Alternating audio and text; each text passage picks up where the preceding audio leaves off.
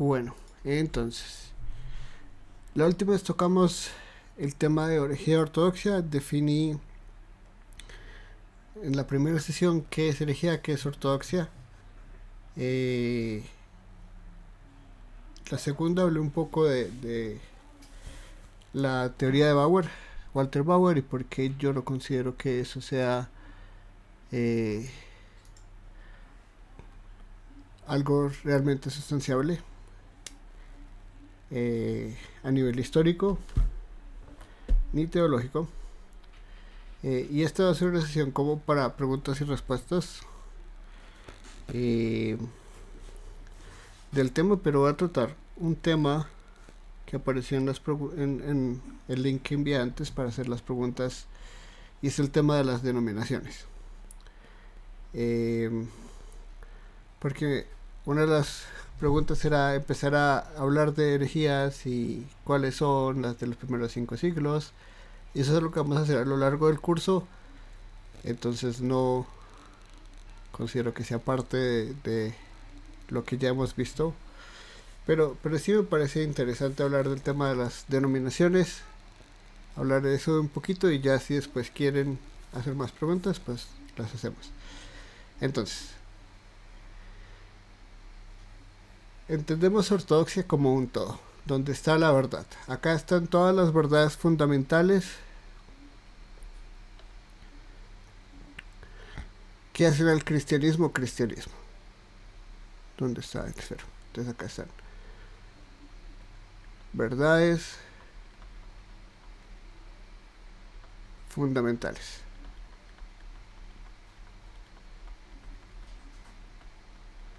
Si yo me desvío a la izquierda o a la derecha esas verdades fundamentales, cometo herejía. No importa qué tan bonitas sean mis intenciones, qué tanto lo haga de corazón, qué tanto lo haga porque eso es lo que veo en la Biblia. Porque la verdad, cuando hablamos de herejía, ningún hereje cree que es hereje. Eso es lo que hace a un hereje, no solo un hereje, sino algo muy peligroso. Porque vamos a ver que son personas que empiezan en la ortodoxia y que en la ortodoxia se mueven a la herejía. Estaban acá, dentro de esto, y empiezan a cuestionarse cosas, ya sea porque tienen ideas filosóficas que intentan combinar con su cristianismo, ya sea porque en su estudio bíblico empiezan a ver contradicciones que intentan resolver de una forma u la otra. El punto es que empiezan acá, empiezan a salir, y la herejía es ya algo que se aparta completamente de las verdades fundamentales, así sea solo una, así sea acá decir, no creo en la Trinidad, creo en la Binidad, creo que es Padre, Hijo y que el Espíritu Santo es un ser creado menor al Padre y el Hijo, porque eso es lo que veo en el Nuevo Testamento. No veo que sean iguales, no veo que lo mencionen mucho, no veo que nos den la misma importancia al Espíritu que al Padre y al Hijo. Entonces digo, yo no soy trinitario, yo soy binitario. Si yo digo eso, yo ya cometí herejía.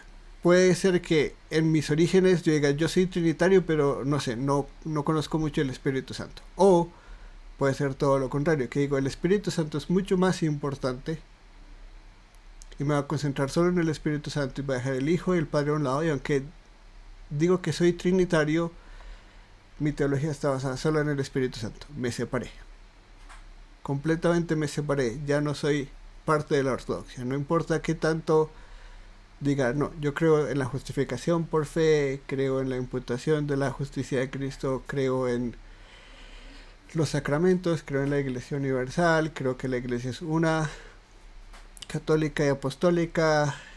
Si digo, yo creo que Jesús es encarnado. Si yo tengo un montón de verdades fundamentales claras, pero tengo una verdad fundamental que he torcido de una forma u otra, yo soy hereje, no importa lo que haga. No importa si en lo demás estoy 100% derecho, y si me tuerzo un poquito ya soy completamente torcido. Porque acá, cuando hablamos de herejía, hablamos de verdades fundamentales. Cuando hablamos de denominaciones, Estamos hablando de verdades secundarias.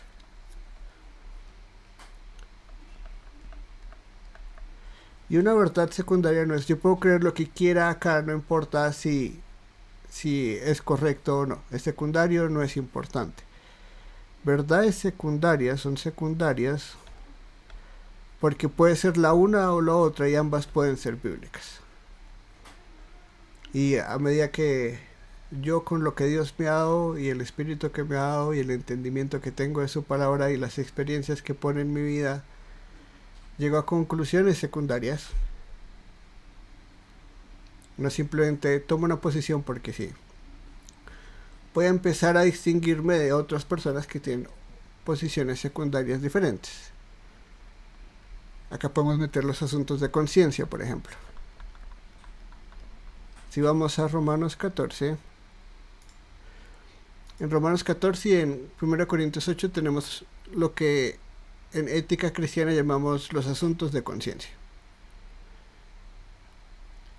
Dice, reciban al que es débil en la fe, pero no para entrar en discusiones. A algunos su fe les permite comer de todo, pero hay quienes son débiles en la fe y solo comen verduras.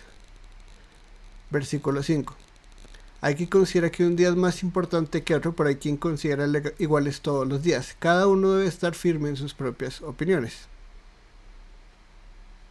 El que le da importancia especial a cierto día lo hace para el Señor. El que come de todo para el Señor come para el Señor y demuestra dándole gracias a Dios. Y el que no come para el Señor se abstiene y deja también de dar gracias. Entonces, si hablamos por ejemplo acá el tema del alcohol. El tema del alcohol es un tema de conciencia. Hay gente que no importa que tanto lea, que tanto ore, que tanto crezca en fe, considera que el alcohol es pecado. No solo la borrachera, que es así, es pecado siempre, esto ya es un asunto de verdad fundamental, el pecado es pecado, pero esto es un asunto de conciencia, es tomar una cerveza, una copa de vino, un vaso de whisky, un cóctel en una boda, pecado. Para algunas personas la respuesta es rotundamente sí. No importa la ocasión, no importa el momento en que tomo un sorbito de alcohol ya estoy pecando. Y no solo eso, sino que si yo sé que no es pecado y tengo un hermano en la fe que lo considera pecado, el yo tomarlo está haciendo pecar a él en su corazón porque se va a enojar conmigo y va a causar división, ¿no? Va a causar división entre nosotros porque él va a decir, ese es un pecador, ese es un publicano, ese cómo se le ocurre tomar, eso no es cristiano. Está los días especiales. Hay gente que es sabataria. Hay gente que no es sabataria. Y si no saben qué es sabatario quiere decir que en esta nueva dispensación, que es el nuevo pacto, esta nueva administración del plan de redención de Dios dentro del pacto de gracia, el Sabbat continúa. El Sabbat continúa como un mandamiento. Y aunque ya no es el sábado, es el domingo. Por eso decimos que el domingo es el día del Señor. Y aunque en la mayoría del mundo cristiano, no importa dónde vayamos, decimos el domingo es el día del Señor, muy poca gente es sabataria. En práctica, es decir, este es un día para el Señor. Decimos es el día del Señor porque este es el día en el que vamos a la iglesia.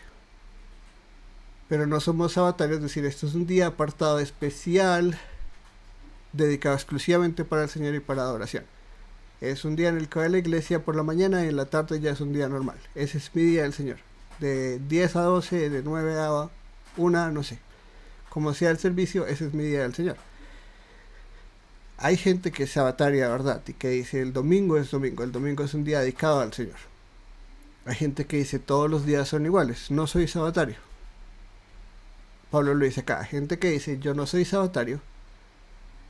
Todos los días son iguales y todos los días se los dedico al Señor. Yo necesito apartar un día, aunque todos lo hacemos porque esto está de alguna forma mezclado con nuestra cultura, que el domingo es el día de la iglesia, pero no el día del Señor, dedicado completamente a Él. Hay gente no sabataria. ¿Son esas verdades secundarias? Sí, ambas pueden ser verdad. Pablo mismo nos lo dice acá. Hay gente que lo hace para el Señor, hay gente que lo hace de otra forma para el Señor. Tenemos convicciones diferentes. Y lo que debemos ser es consistentes con nuestra conciencia, con nuestras convicciones, y al mismo tiempo no ser piedra de tropiezo para los demás. Lo vemos también en 1 Corintios 8. Dice, en cuanto a lo sacrificado a los ídolos, es cierto que todos tenemos conocimiento, el conocimiento envanece mientras que el amor edifica. El que cree que sabe algo todavía no sabe cómo debería saber, porque el que ama a Dios es conocido por él. De modo que, en cuanto a comer lo sacrificado a los ídolos, sabemos que un ídolo no es absolutamente nada y que hay un solo Dios. Pues aunque haya así los llamados dioses, ya sea en el cielo o en la tierra, y por cierto que hay muchos dioses y muchos señores, para nosotros no hay más que un solo Dios, el Padre, de quien todo procede, y por el cual vivimos, y no hay más que un solo Señor, es decir, Jesucristo, por quien todo existe y por medio del cual vivimos. Pero no todos tienen conocimiento de estos. Algunos siguen tan acostumbrados a los ídolos que cuando comen carne a sabiendas de que ha sido sacrificado un ídolo, su conciencia se contamina por ser débil. Pero lo que comemos no nos acerca a Dios, no somos mejores por comer ni peores por no comer. Es decir, y todo el punto de el amor edifica, el conocimiento envanece, es si yo tengo tan, por gracia, tanta sabiduría para entender que los ídolos no existen y que algo sacrificado a un ídolo es sacrificado a la nada, es decir, realmente no está siendo dedicado a un Dios real porque esos dioses no existen, yo puedo comer tranquilamente. Pero no toda la gente es así. Hay gente que no importa lo maduros que sean, no tienen este conocimiento. Y el actuar en amor es no buscar porque mi conocimiento es cierto y es verdad. Y esto es algo que podríamos decir es algo muy importante, y es, acá no es tener la razón, porque el que conoce tiene la razón. Acá es, aunque yo tenga la razón, debo actuar en amor, entendiendo que no es tener la razón, sino amar a mi hermano. No importa qué tanta razón yo tenga, y eso es un principio muy bíblico, no importa qué tanta razón yo tenga, lo importante es amar a mi hermano. Y no buscar que caiga de ninguna forma, no buscar que caiga porque yo sé más que él o porque tengo más o menos razón que él. Ese no es el punto. El punto es amar y construirnos los unos a los otros. Ahora, ¿qué pasa? Que hay verdades secundarias que parecen contradictorias, o que aparentemente para nosotros son contradictorias. Un ejemplo claro es el tema de la predestinación o la elección divina.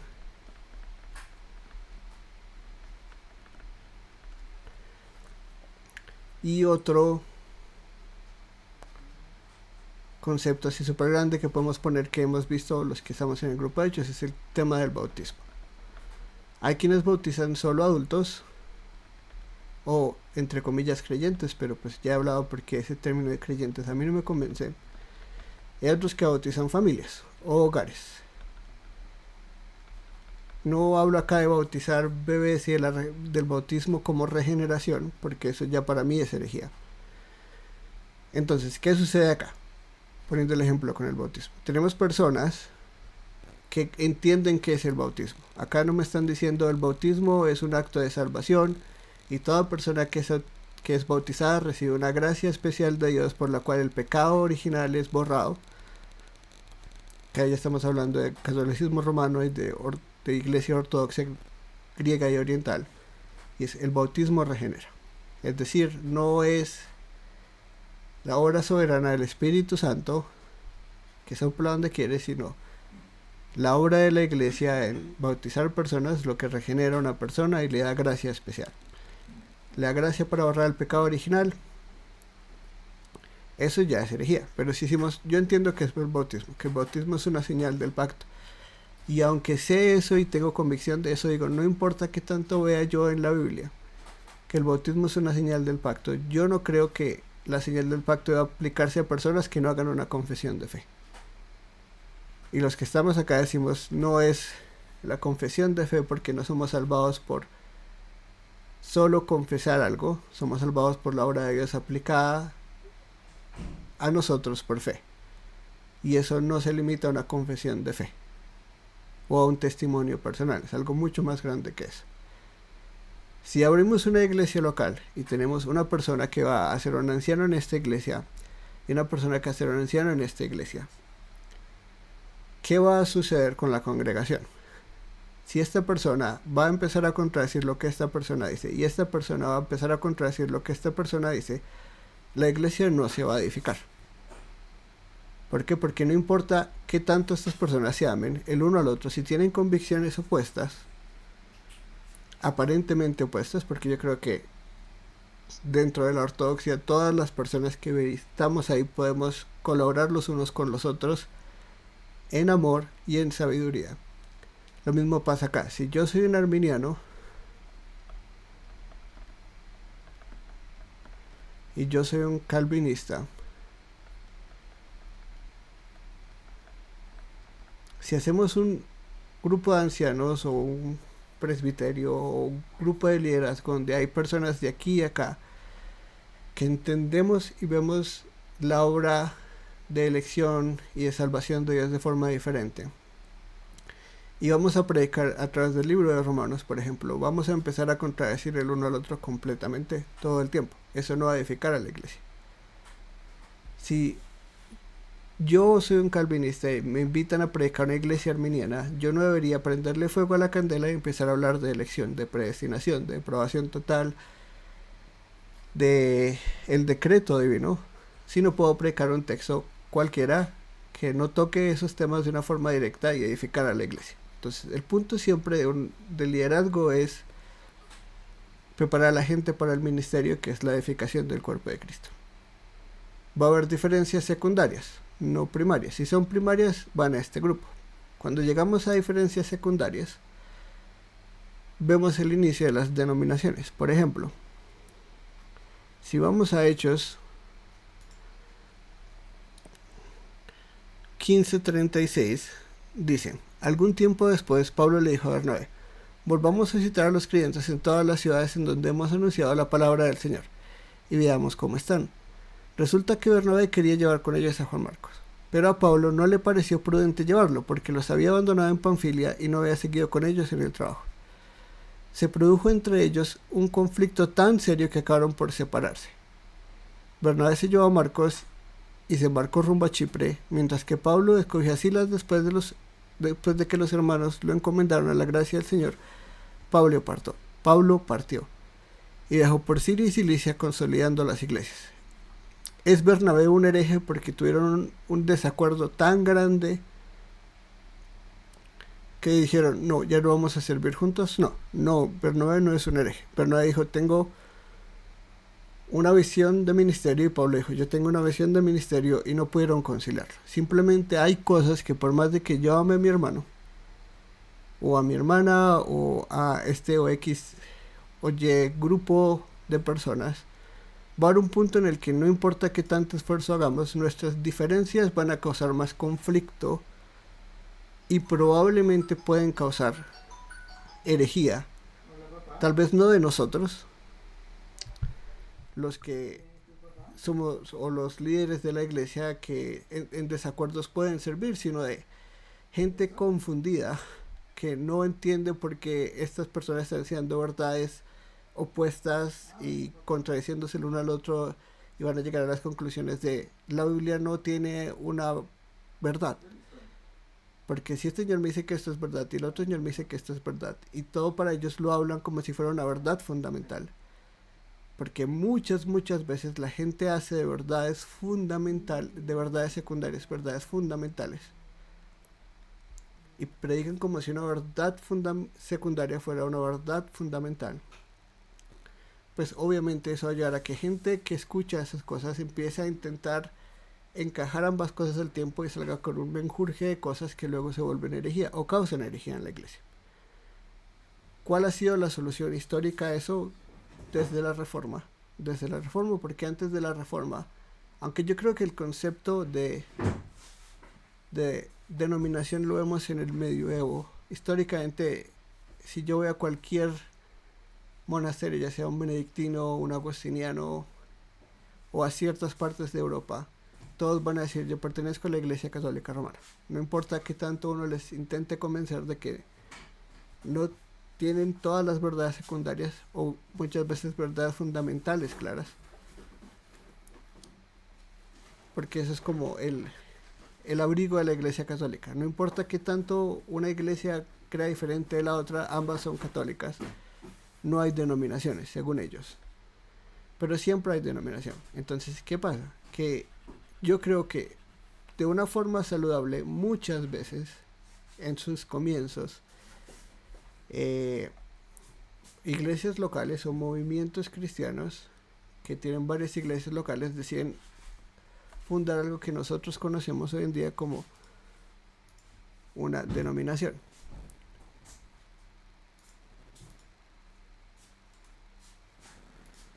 Una denominación son diferentes grupos de cristianos que en verdades secundarias están en desacuerdos, pero que siguen siendo cristianos. Siguen estando en verdades fundamentales. Hay denominaciones acá, en todo lado. En todo lado hay denominaciones dentro de la ortodoxia. Ortodoxia no significa todos creen lo mismo en asuntos secundarios, pero sí en fundamentales. Hay asuntos secundarios que son muy chocantes para muchas personas y que, como les digo, casi lo vuelven verdades fundamentales. Y el fundamentalismo, que es una herejía cristiana, es exactamente eso, es decir, no hay verdades secundarias, todos son verdades fundamentales. Y si no creen las verdades secundarias que nosotros creemos, que hemos denominado fundamentales, ustedes son herejes. Y eso es el fundamentalismo, que es una herejía de nuestro siglo, bueno, el siglo pasado, pero cuando lleguemos a esa época lo veremos. Este es el origen de las denominaciones. Las denominaciones en muchos sentidos son sanas, en otros sentidos se vuelven herejías.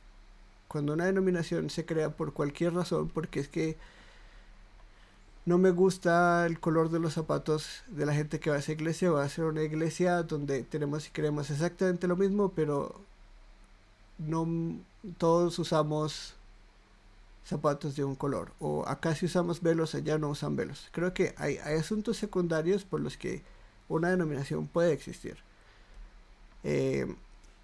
pero esto muchas veces se exagera, ¿no? Entonces, si uno va y busca en Google cuántas denominaciones cristianas hay muchísimas, decenas de miles. ¿Cuántas de esas entran en una denominación mucho más grande? Por ejemplo, si vamos a credo bautistas que básicamente un bautista es una persona que cree en el bautismo de creyentes. Bajo eso hay muchísimas denominaciones, mucho más pequeñas por asuntos secundarios diferentes. Pero yo creo que toda persona que cree en el credo bautismo es bautista así no lo reconozca. Las iglesias no denominacionales son denominacionales. No hay iglesia no denominacional, eso no existe. Eso es una forma de intentar decir, no nos adherimos específicamente a una denominación cristiana histórica, pero si somos credo bautistas, pues ya entramos en la categoría de bautistas. Si somos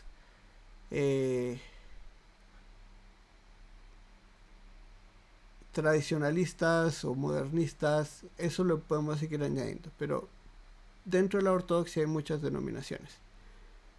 No es malo si se hace de forma sana y por razones bíblicas, y especialmente para la edificación del cuerpo de Cristo. No porque en la denominación en la que yo estaba no les gustaba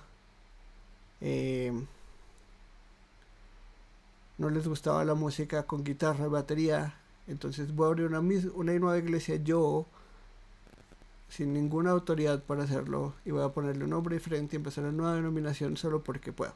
Ahí es donde ya cometemos errores. Hay veces donde una denominación se vuelve hereje. ¿Sí? Por ejemplo, cuando en Estados Unidos la iglesia presbiteriana empezó a adoptar teología liberal, ¿qué pasa? Que se vuelve herejía. Una denominación casi entera. ¿Y qué hizo la denominación? Pues decir, esta denominación, vamos a crear nuevas denominaciones y nos vamos a devolver de aquí para acá. Vamos a volver a la ortodoxia y vamos a ponernos un nombre diferente a esa denominación, porque esa denominación ya se desvió de las verdades fundamentales. ¿Hay denominaciones que son herejes? Sí. Sí, dentro de la herejía, porque esto con el tiempo va creciendo.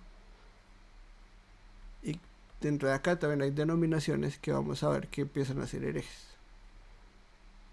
Pero el principio de denominación en sí mismo yo no diría que es malo.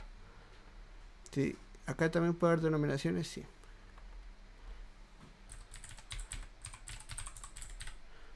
Entonces, esto no es algo exclusivo a la ortodoxia, pero no es contrario a la ortodoxia tampoco.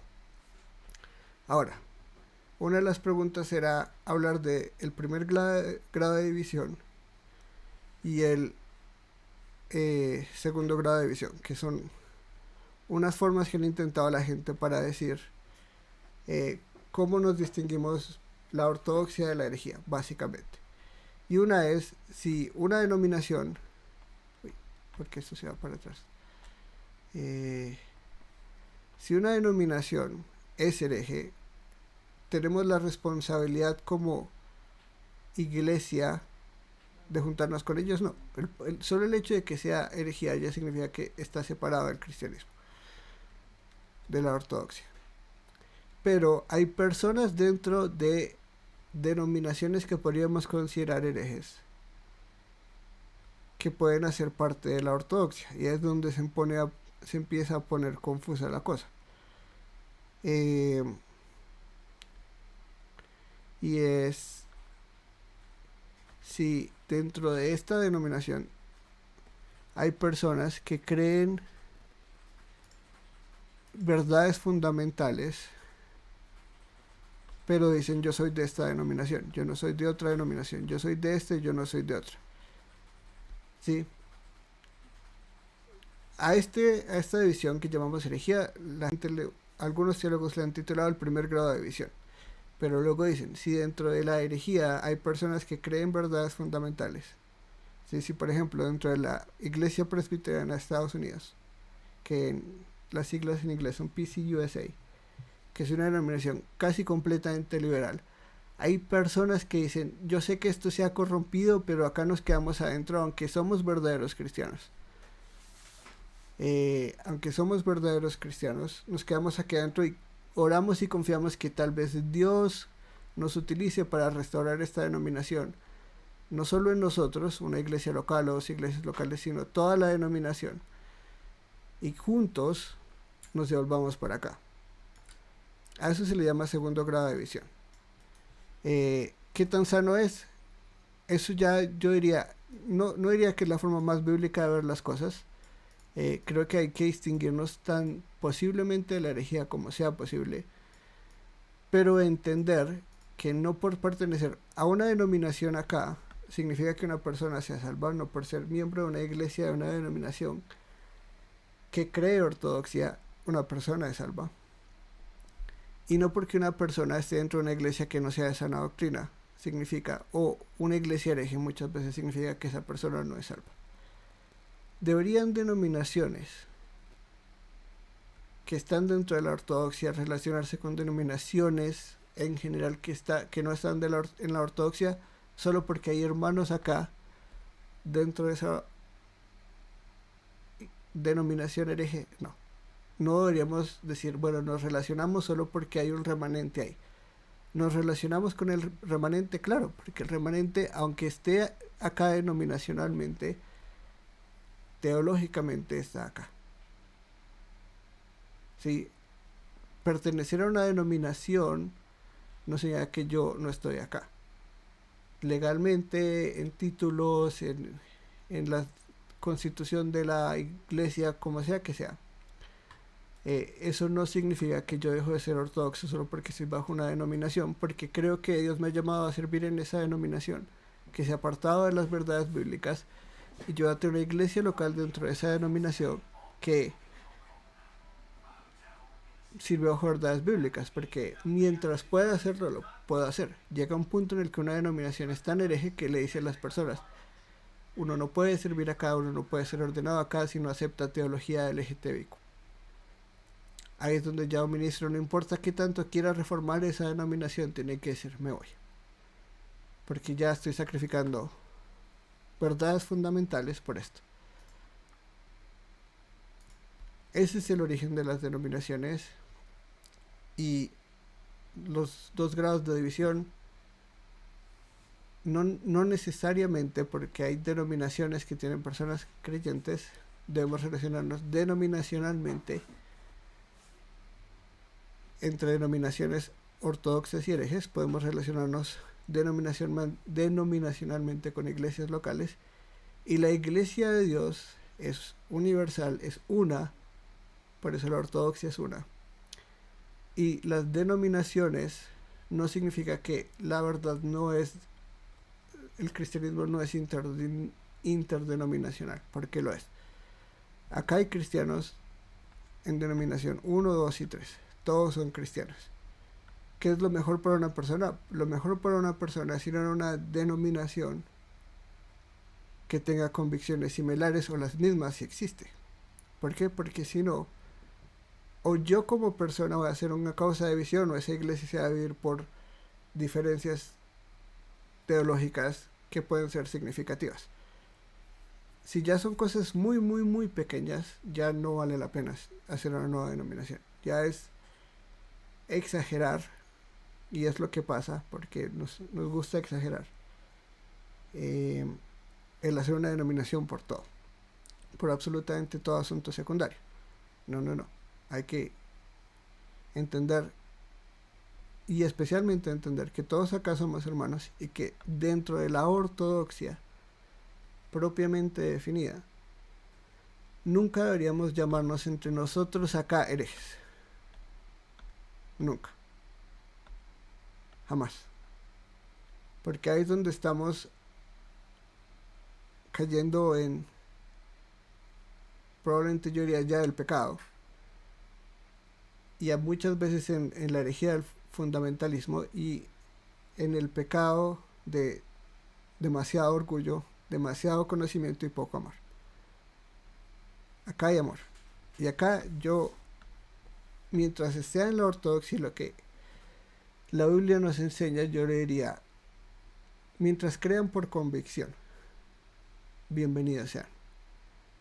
Yo no llamo a nadie hereje, que yo por convicción sé que llega a verdades bíblicas fundamentales y luego secundarias que están en desacuerdo conmigo. Por eso a lo largo de los cursos que participen van a ver que yo no quiero que crean lo mismo que yo, ni que tengan las mismas posiciones que yo, sino que vean posiciones que hay todos ustedes mismos leyendo la escritura y orando y diciendo, esto es lo que yo entiendo, no puedo ver lo que mi profesor dice, lo que el pastor dice, lo que el maestro dice, no puedo verlo, no importa qué tanto me esfuerce, no lo veo, esa es mi convicción y ya. Eso es lo que yo quiero. Por eso yo creo en que no importa qué tantas nuestras diferencias secundarias puedan ser y qué tan marcadas puedan ser, es un impedimento para relacionarnos. Tampoco eso significa que yo voy a sacrificarme en asuntos de conciencia y una denominación que cree todo lo opuesto a mí, solo por intentar ser más amoroso, porque yo también tengo que ser edificado, no solo mis hermanos y mis hermanas, yo también tengo que ser edificado. Entonces, siempre que busquemos una iglesia local, busquemos una en la que seamos edificados, no solo por deber, no solo porque es que toque ir a la iglesia el domingo, sino porque tengo convicción y sé que acabo de ser edificado y que yo voy a ser de edificación para los demás. Y con eso respondo las preguntas importantes que vi en el formulario que envié. ¿Tienen alguna pregunta con el tema de ortodoxia, herejía, de lo que acabo de hablar de denominaciones?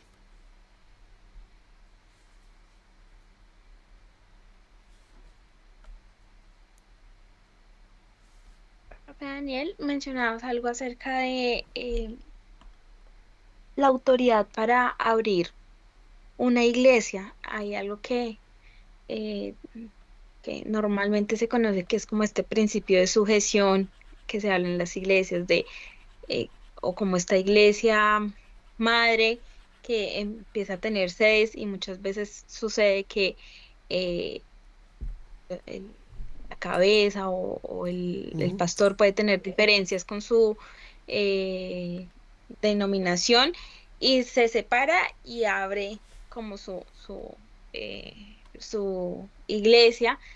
Y se mencionaba algo de tener esa autoridad en que, o sea, ¿cómo se podría determinar que una persona tenga la autoridad para abrir una iglesia o una denominación?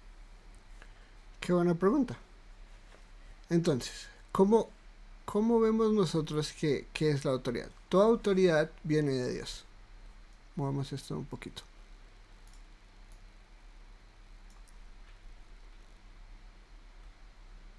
Toda autoridad viene de Dios.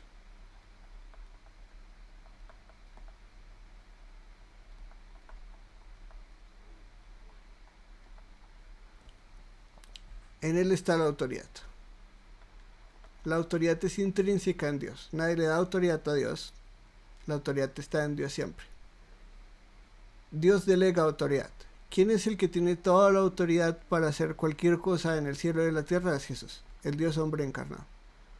Toda autoridad me ha sido dada en los cielos y en la tierra. ¿A quién le dio la autoridad en especial para ejercer un rol en la iglesia que en su fundación y en sus momentos fundacionales construye los fundamentos sobre la piedra angular? Esto es pura Biblia. Acá tenemos a Jesús, es la piedra angular. En Él está toda la autoridad. Luego tenemos a los apóstoles. Pablo lo dice muchas veces, no, Jesús es la piedra angular, el fundamento son los apóstoles. Si vamos a Apocalipsis, los 12 pilares de la Nueva Jerusalén son los apóstoles. Ellos tienen una autoridad delegada por el rey para hacer un montón de cosas. O sea, autoridad sobre espíritus inmundos, autoridad sobre enfermedad y autoridad para proclamar el mensaje del Evangelio, que no solo vemos en los apóstoles, sino que Jesús también le da a todos, a un grupo de 70 y le da a todos los 120 que hemos en el aposento alto y luego a lo largo de la historia de la iglesia para ser testigos. Pero los apóstoles tienen una autoridad especial. Si vemos a lo largo del libro de Hechos, vamos a conocer que los apóstoles van a poner personas. Por ejemplo, cuando hablamos acá de los 7, que esto es Hechos 6, son 7 personas que aunque la congregación los escoge, son los apóstoles los que le imponen la mano y les dan la autoridad para ejercer un rol. ¿Cuál es el rol? Cuidar de las vidas y de las vidas tanto helenistas como judías y asegurarse que haya distinción. ¿Esto qué quiere decir? Que si ellos necesitaban hacer algo, no iban a decirle a los apóstoles, ay, por favor, que puedo hacer esto o puedo hacer lo otro. No, ellos ya tienen autoridad delegada. A lo largo del libro de Hechos vamos a ver otro grupo de personas que se llaman ancianos.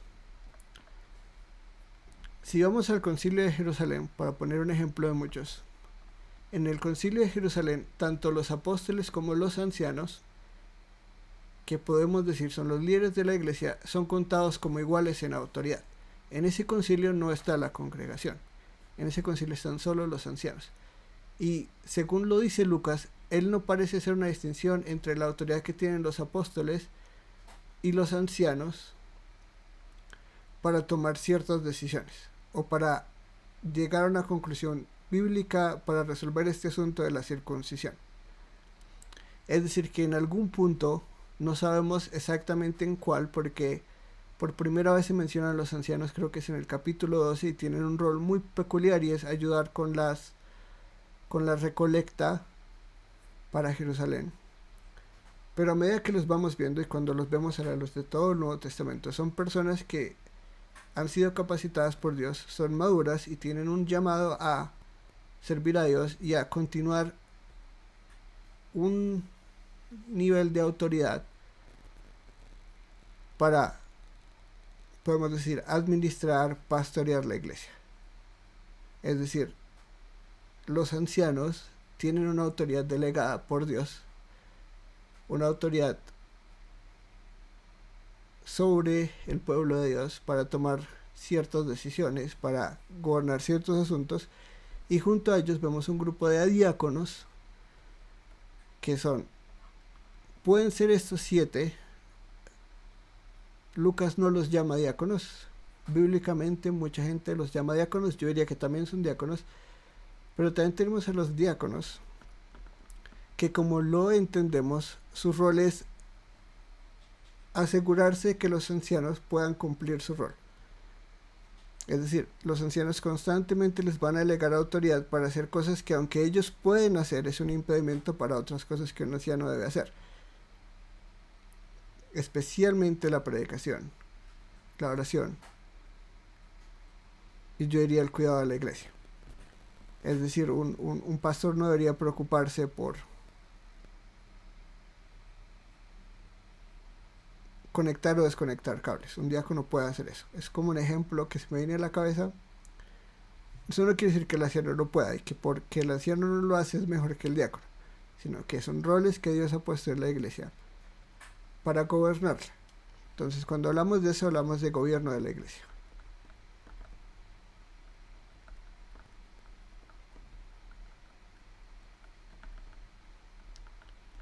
Hay gente que dice que, aunque esto es verdad, la palabra última de alguna forma la tiene la congregación. A estos modelos se les llama modelos congregacionalistas, a los que creemos que un concilio de ancianos, o bueno, un presbiterio, un grupo de ancianos, son los que deberían gobernar la iglesia. Se les llama presbiterianos.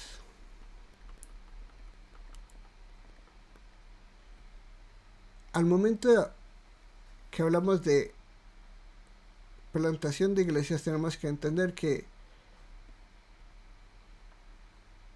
bajo el modelo que yo creo,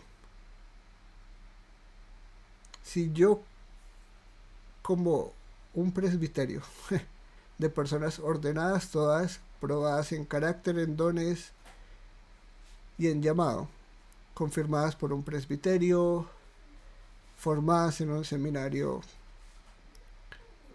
ordenadas por una denominación, si están en una denominación que se va a apartar o que se está apartando de la fe, en un modelo presbiteriano lo que sucede es que se reúnen los ancianos y se llega a un debate como el de Hechos 15 y se dice, ok, ¿qué dice la Biblia al respecto? Uno, nos estamos yendo a la izquierda, nos estamos yendo a la derecha, ¿qué estamos creyendo en general? Sí, por ejemplo, la CRC, que es la Iglesia Reformada Cristiana de Estados Unidos, por poner un ejemplo, que es una denominación reformada neerlandesa, como todas las denominaciones en Estados Unidos, tiene que llegar a una conclusión y decir como, ok, ¿qué vamos a hacer respecto a, por ejemplo, ordenar personas homosexuales al ministerio o casar personas homosexuales al ministerio? ¿Qué sucede acá? Que se reúnen y llegan a una conclusión y dicen, la homosexualidad es pecado o la homosexualidad no es pecado. Depende de lo que la denominación llega, porque hay denominaciones que se han hablado al otro. Si una denominación dice,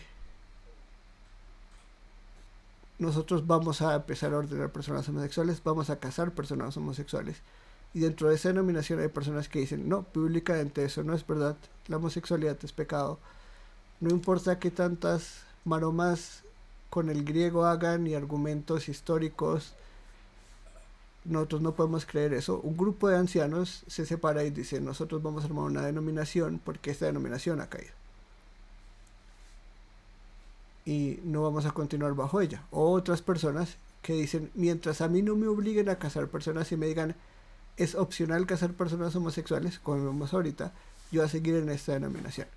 Si ya se vuelve obligatorio me salgo, porque si es opcional seguiré acá y diré, la homosexualidad es pecado, y no veo nada malo con eso. Así funciona acá. Entonces, ¿quién tiene la autoridad? Un presbiterio. Y para plantar iglesias, ¿qué hace? Que a una iglesia local se reúne el pastor, los ancianos, y dicen vamos a plantar una iglesia, vamos a enviar a una persona, y esa persona siempre es delegada por la iglesia y por los ancianos, y es una persona a la que otra vez tiene que probarse carácter, llamado, porque es que no es simplemente quiero abrir una iglesia, hay un llamado. Tenemos que asegurarse de que uno esté preparado, porque si yo me voy a ir por allá a Tanzania a abrir una iglesia y no tengo ni idea de qué es el evangelio, qué voy a predicar. Y lo que pasa muchas veces en otros modelos de gobierno es que la gente envía gente a misiones que no pondría en el púlpito, pero eso es otro problema. Acá es donde yo estoy, y acá es donde yo diría, para mí debería funcionar así. Bajo este modelo, ¿qué pasa? Usualmente, ya sea que haya un anciano, o sea, un solo pastor, múltiples ancianos,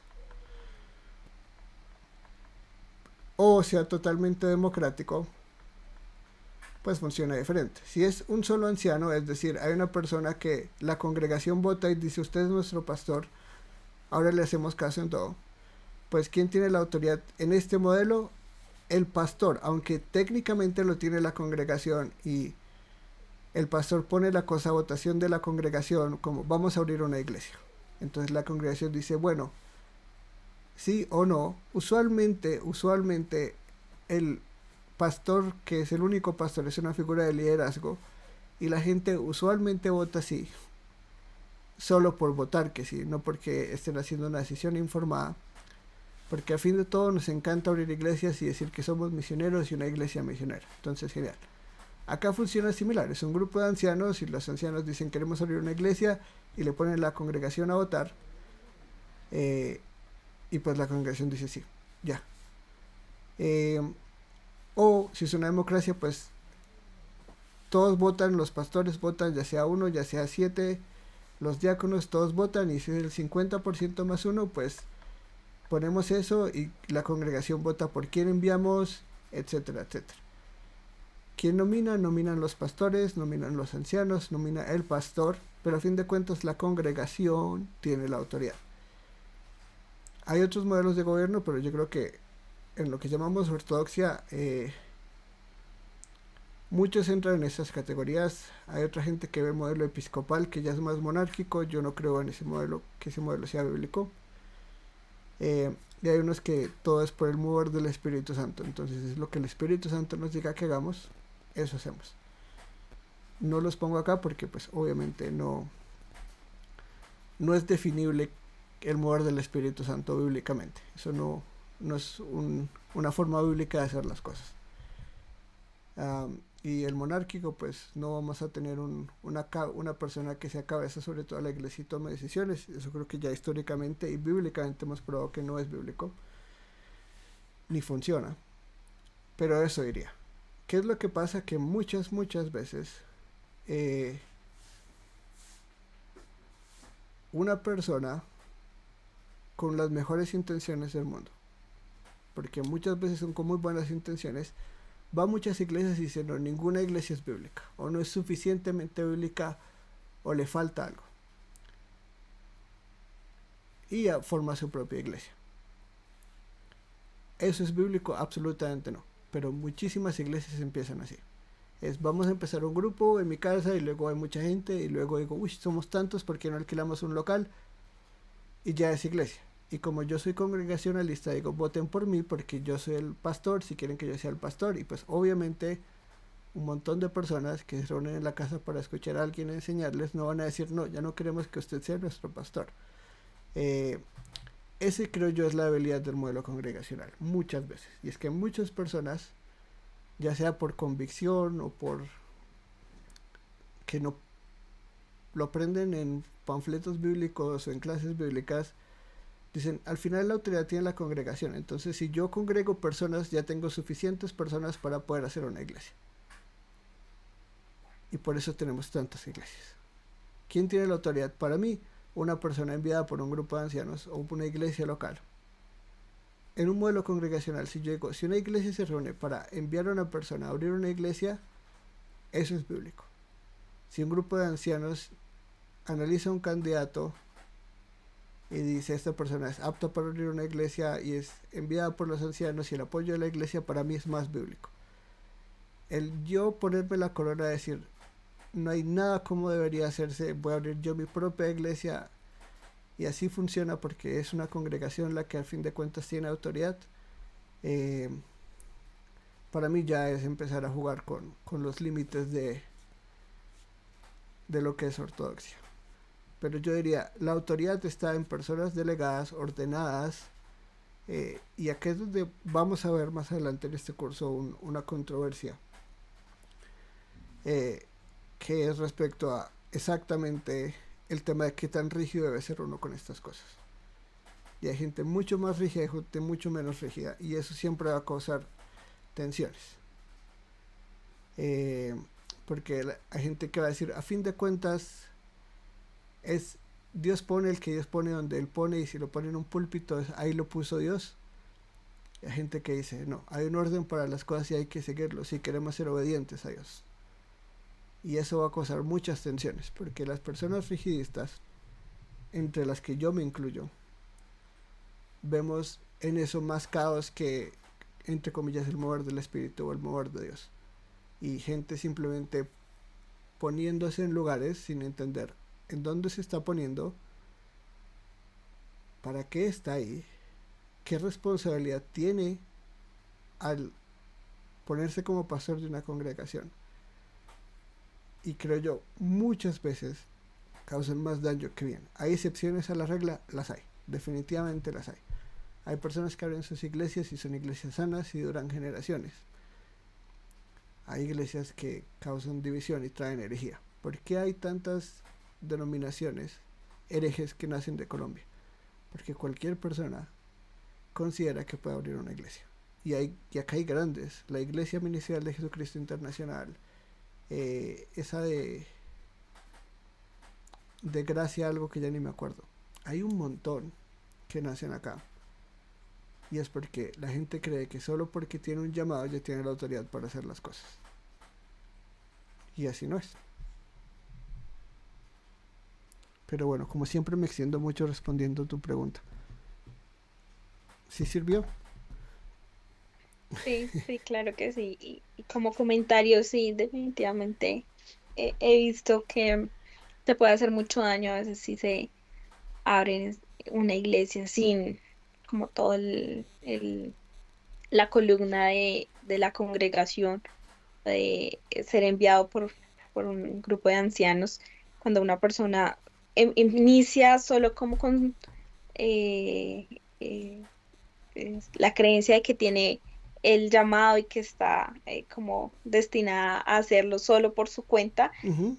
Muchas veces puede tener esta buena intención, pero en el camino he visto cómo empiezan a cambiar las cosas, y la verdad es que he visto también como muchas personas han tropezado en su fe, porque llegan a un lugar donde empiezan a creer cosas muy extrañas. Yo tuve la oportunidad en algún momento de ir a visitar una iglesia que había iniciado así, y de verdad habían cambiado muchas cosas, se centraban mucho en el tema del mover del Espíritu Santo, y había mucho el tema de la profecía. Entonces profetizaban cosas muy extrañas, y creo que eso dio lugar a ver cómo después, cómo profetizaban estas cosas, que no, después no se cumplían, las personas empezaban a alejarse, y cómo se empezaba a dañar la fe de las personas. Entonces, creo que es algo que de verdad debe ser tomado muy en serio y con mucho, mucho cuidado, porque es la fe.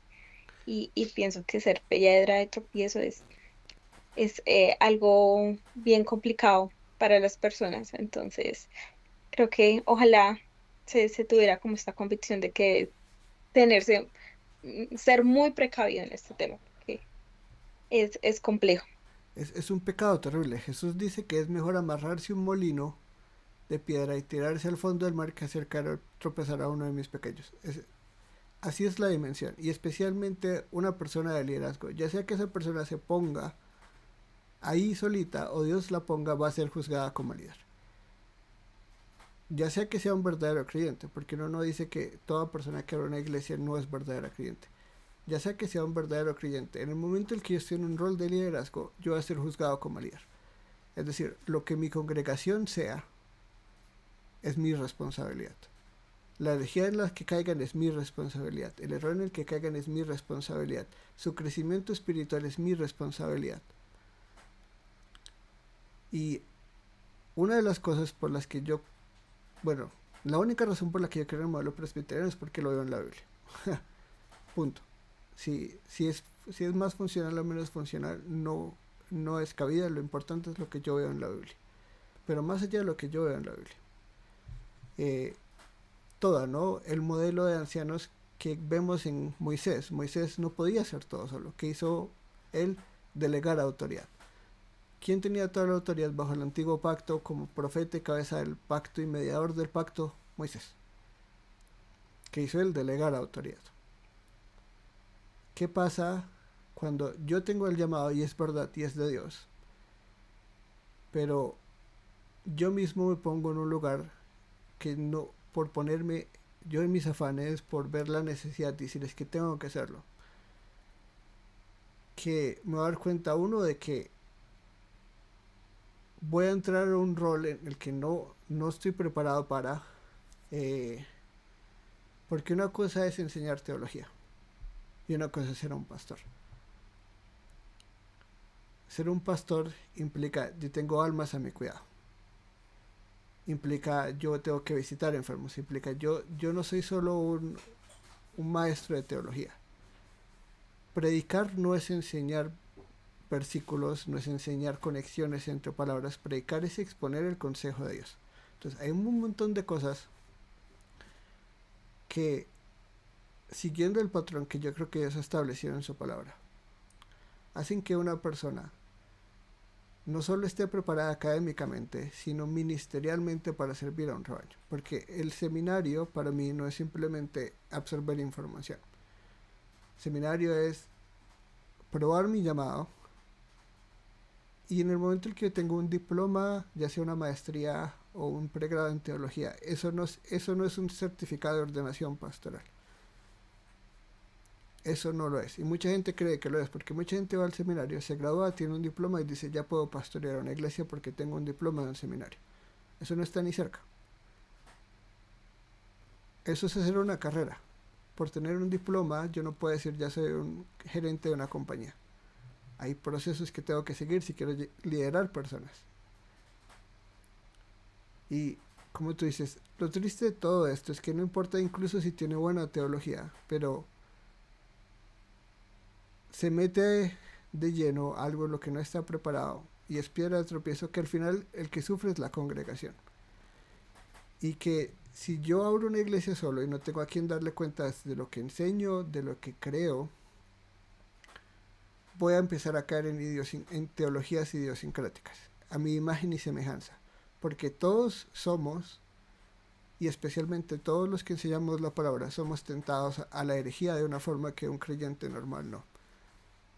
Yo he sido tentado a herejías de izquierda y de derecha. Yo estuve a un paso de hacerme un preterista completo, eh, de hacerme un hiperrigidista. O sea, yo he estado tentado a un montón de cosas. Y si estoy acá es por la gracia de Dios, porque yo no hubiera podido sobrevivir a todo eso. Eso va a pasar en la vida de un pastor. No solo las tentaciones internas, el estudiar y no estar aquí y no tener, darle cuentas a nadie de lo que enseño, de lo que aprendo, de que si estoy bíblico, tantas cosas, y todo lo que yo enseñe va a afectar a una persona. Sí, puede que muchas personas escuchen y digan, uy, este está como medio loco en lo que dijo en ese sermón, pero otras se lo van a creer. Y esas personas van a influenciar a otras personas. Y luego va a llegar a alguien que va a escuchar eso y va a empezar a pensarlo más a fondo y va a formar una nueva herejía. Es una responsabilidad muy grande ser pastor. Ser un líder en la iglesia, ser un anciano es una responsabilidad muchísimo más grande de la que imaginamos. Y vamos a ser juzgados, como dice Santiago, de una forma más dura. Entonces, sí es algo que debe tomarse muy en serio y que la gente no toma muy en serio. La mayoría de pastores en las iglesias hoy en día, por lo menos en nuestro país, hablo de nuestro país, no, deberían ser pastores, pero lo son. Eh, y eso va a hacer daño a muchas personas y aún así Dios en su gracia va a sostener a su iglesia. Pero sí, es importante entender que hay un patrón bíblico, un paradigma bíblico para formar líderes, para ordenar líderes y para que la gente sea edificada y no simplemente crear más iglesias y llenar más iglesias de personas solo por decir que esa es la forma de que el reino crece.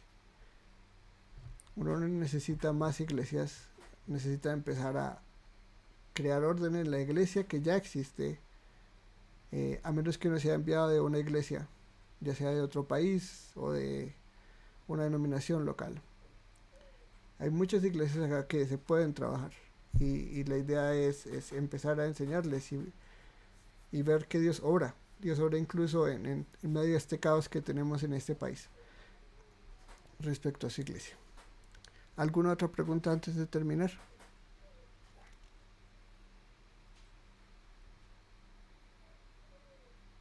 No, no de mi lado. Muchas gracias por la explicación, profe Daniel. Perfecto, que estén muy bien, buena noche. Gracias, que Dios les bendiga. Igual, hasta luego.